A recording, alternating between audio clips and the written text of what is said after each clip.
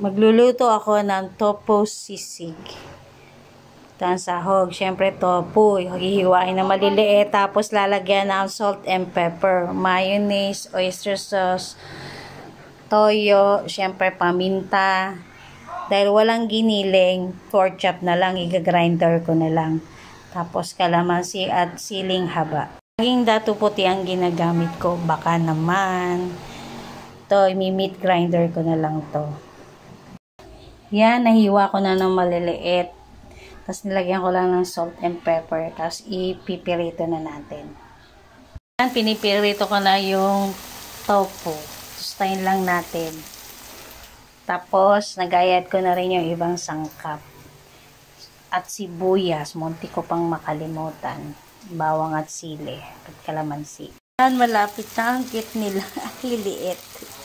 Pirito ko na, konti lang pala ang isa. Dapat pala dalawa. I-grind ko muna tong pork chop.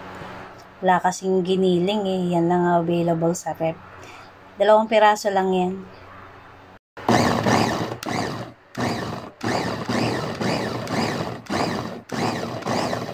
Nag-grind ko na. Okay naman din pala. Gigisa na ako.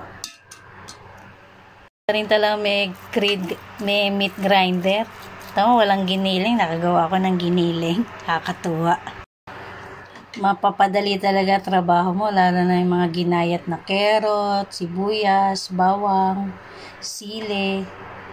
Diba? Bawang sibuyas. Tapos lalagyan natin ito ng paminta. Natin oyster sauce.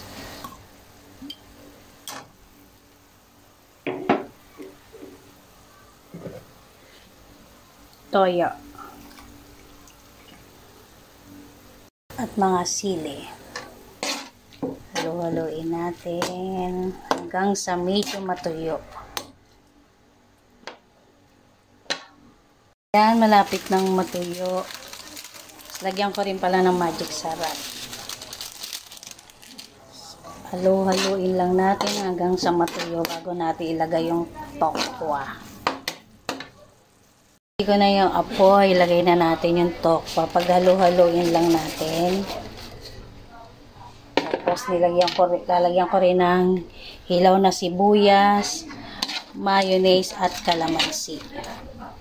Mayonnaise lang. Ayoko kasi nung masyadong maraming mayonnaise eh. Kasuya.